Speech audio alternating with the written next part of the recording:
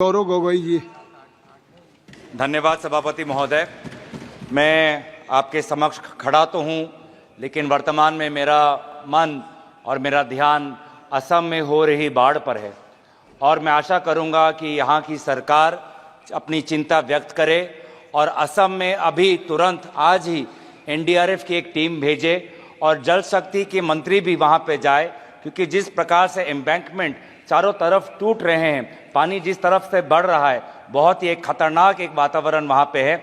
आप भी बिहार और यूपी में देखते हैं कि कितना बाढ़ के और कटाव से लोगों को कितनी परेशानी होती है और इसीलिए मैं चाहता हूँ कि यहाँ की सरकार असम में होती हुई बाढ़ के प्रति अपनी चिंता व्यक्त करते हुए आज ही एक एनडीआरएफ की टीम भेजे और जल शक्ति मंत्री तुरंत वहाँ पे जाए। मैं शुरुआत में भाजपा के सांसदों और हमारे इंडिया अलायंस के सांसदों और सभी सांसदों को मैं विशेष रूप से अपने तरफ से शुभकामनाएं देता चाहूँगा कि वो इस चुनाव में जीत के आएँ और विशेष रूप से मैं भाजपा के सांसदों को मैं शुभकामनाएं देना चाहता हूँ, क्योंकि आज इस चुनाव में उनको बहुत कठिनाई का सामना करना पड़ा। इससे पहले दो जो चुनाव हुए, 2024 का चुनाव, 2019 का चुनाव, उन दोनों चुनावों में उन्होंने सिर्फ नरेंद्र मोदी जी के नाम पर वो सत्ता में आए और इस सदन के अंदर आए, लेकिन इस चुनाव में उन्होंने खुद अनुभव किया होगा कि इस बार वोट उनको प्रधानमंत्री नरेंद्र मोदी जी के नाम पर नहीं, अगर आए हैं तो आपके काम और आपके परिश्रम पर आए हैं। आपसे भी कई सांसद ऐसे आए हैं जो घिस घिस के आए हैं, 30,000 वोट से आए हैं, 5,000 वोट से आए हैं। आप अपने बल पे आए हैं, किसी प्रधानमंत्री के नाम पर नहीं, आप अपने बल पे आए हैं और इसीलिए मैं आपको शुभकामनाएं मैं देना चाहूँगा और याद दिलाना चाहूँगा कि भारत की आवाम इस वोट से ये कहना चाहती है कि वो इंसान जो खुद को भगवान समझता है वो भगवान नहीं, सिर्फ इंसान है। ये संदेश आज देश के जनादेश में हमें दिखाई देता है और मैं धन्यवाद करना चाहूँगा इस देश के आम नागरिकों का, जिन्होंने आज एक प्रधानमंत्री को नहीं, आज देश ने एक मजबूत नेता प्रतिपक्ष को चुना है। आज देश ने एक सत्ता को नहीं, आज देश ने एक मजबूत विपक्ष को चुना है और इसीलिए मैं देश के लोगों का आभार प्रकट करता हूं और देश के लोगों को आपके जरिए ये मैं संदेश देना चाहता हूं कि आपके होते हुए हम ये संघर्ष जारी रखेंगे। लोकतंत्र को बचाने का संघर्ष, संविधान को बचाने का संघर्ष, पिछले दलित वंचित अल्पसंख्यकों का संवैधानिक अधिकार बनाने का जो संकल्प हमने लिया है, हमने ये मुहिम छेड़ी है, ये मुहिम पे हम ये चढ़ते जाएंगे, इस रास्ते पे हम चलते जाएंगे। हम आवाज बन के रहेंगे उन देशवासियों की जिनकी समस्या ना आज इस सदन में व्यक्त होती है ना अखबारों में व्यक्त होती है। हम आवाज उठाएंगे उन गरीब लोगों की जो आज अस्पताल में लगभग 6-6 साल उनको रुकना पड़ता है पर उनको सर्जरी का अपॉइंटमेंट नहीं मिलता है।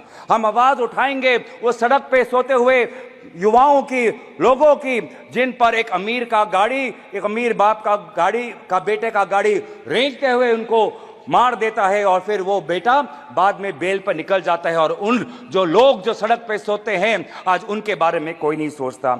हम बात उठाएंगे उन छोटे दुकानदारों की जिनका दुकान, सालों का दुकान आज टूट जाता है जब एक मंदिर का विस्तार होता है। हम बात उठाएंगे उन बेरोजगार युवाओं की जो आज वीजा भटक के संघर्ष में आज वो कभी पनामा के रूट से अमेरिका में जाते हैं, कभी कनाडा जाते हैं, कभी यूरोप जाते हैं, कभी मिडिल ईस्ट जाते हैं। आज यूपी, हरियाणा, पंजाब, गुजरात का युवा आज उसको देश के अंदर नहीं, अगर रोजगार मिलता है तो विदेश में मिलता है। हम उनकी आवाज उठाएंगे। हम आवाज उठाएंगे उन बच्चों की जो आज रो रहे हैं, सालों की मेहनत आज उनका व्यर्थ हो गया है जब नीट का ये पेपर लीक हो गया है।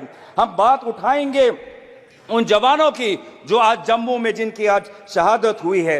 हम बात उठाएंगे उन ऑनेस्ट टैक्स पेयर्स की जिनका पैसा आज हम देख रहे हैं कि कहीं बिहार पर पुल गिर जाने पर उनका टैक्स पेयर का पैसा व्यर्थ होता है, तो कहीं एयरपोर्ट का टर्मिनल लीक होने पे उनका टैक्स पेयर का पैसा व्यर्थ होता है।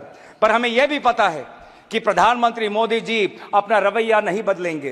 प्रधानमंत्री मोदी जी के पास दो ही अस्त्र है, एक भय है और भ्रम है। भय वो दिखाते हैं इनकम टैक्स, ईडी और सीबीआई के साथ, लेकिन देशवासियों ने इस बार कह दिया है कि हम इनकम टैक्स, ईडी और सीबीआई से डरते नहीं हैं। और दूसरा जो उनका अस्त्र है वो भ्रम का।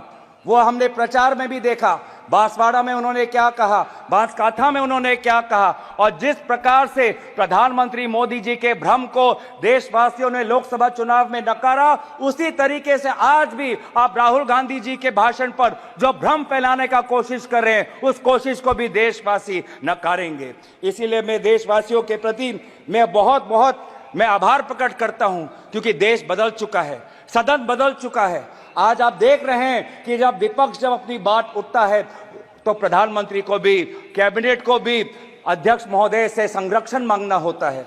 मैंने ऐसा नजारा पिछले 10 साल में नहीं देखा कि नेता प्रतिपक्ष बोल रहा है, विपक्ष बोल रहा है और गृह मंत्री उठ के बोल रहे हैं कि हमें संरक्षण दो, हमें संरक्षण दो, हमें संरक्षण दो। ये है ताकत लोकतंत्र की, जहां पे सत्ता पक्ष हो, जहां पे विपक्ष हो।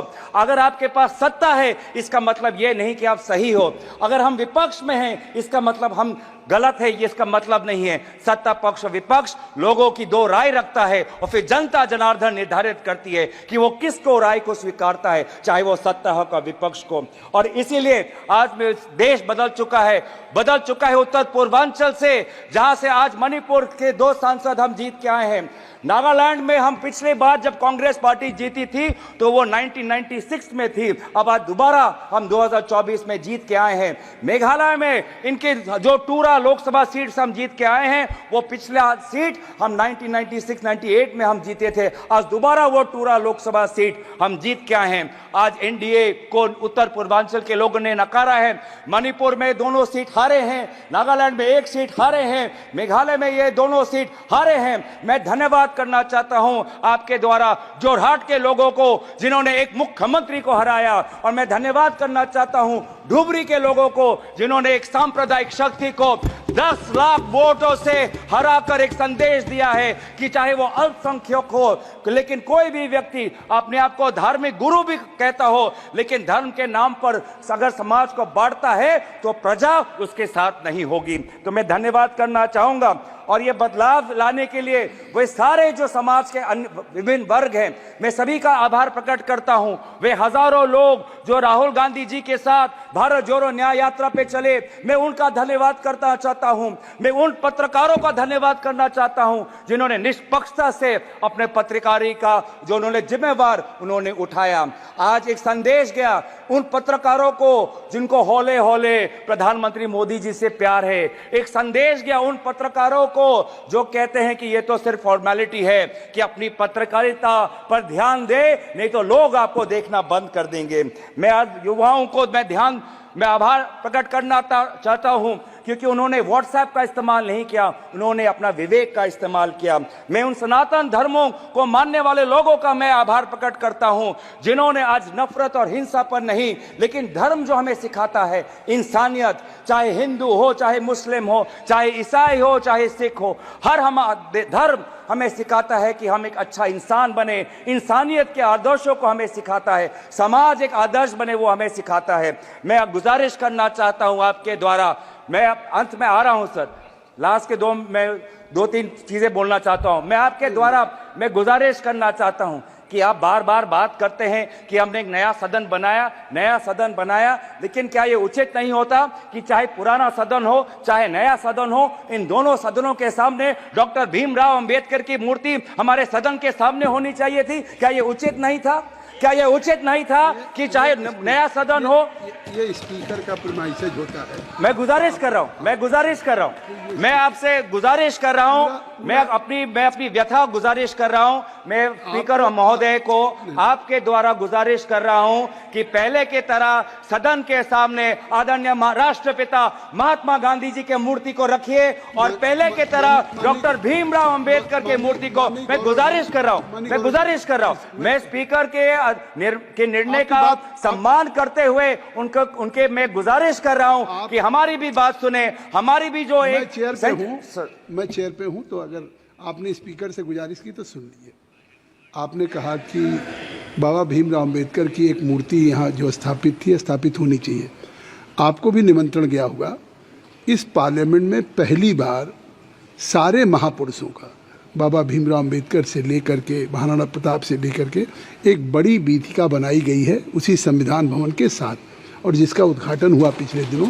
शायद आप जाएंगे तो आपको लगेगा कि एक पार्लियामेंट के अंदर एक ऐसी चीज़ हो गई कि कोई भी बाहर का डेलीगेशंस या हमारे खुद मेंबर पार्लियामेंट या बाहर के लोग आएंगे तो उनको इस संविधान भवन, इस पार्लियामेंट के साथ साथ अपने देश के महापुरुषों को एक साथ सारी प्रतिमाओं को ढंग से रख करके पार्क बनाया गया है। धन्यवाद।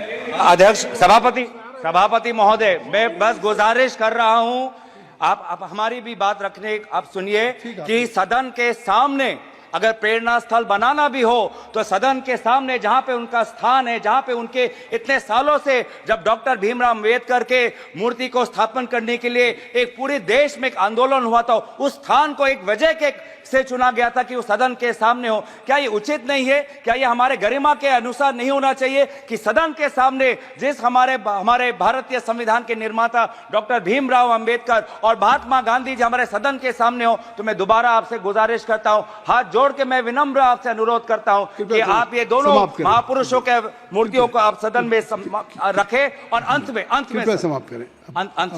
अंत में अगर समाप्त करें, अंत में मैं बस आ रहा हूं, अंत में जो हमने एक मांग रखी कि नीट को लेके एक चर्चा हो, शिक्षा विभाग को लेके आज एक बहुत एक असमंजस नेता प्रतिपक्ष ने नीट पर लेके एक चर्चा हो, उस चर्चे पे एक आप अमल करें। और बस आखिरी मांग कि आज जो आदरणीय शिक्षा मंत्री है उन्होंने अपनी जिम्मेवारी 2021 में ली, 2021 में अपनी जिम्मेवारी लेने के पश्चात आज इतने सारे पेपर लीक हुए, उनको शिक्षा मंत्री एक और दिन होने का। श्री इंदिरा, आप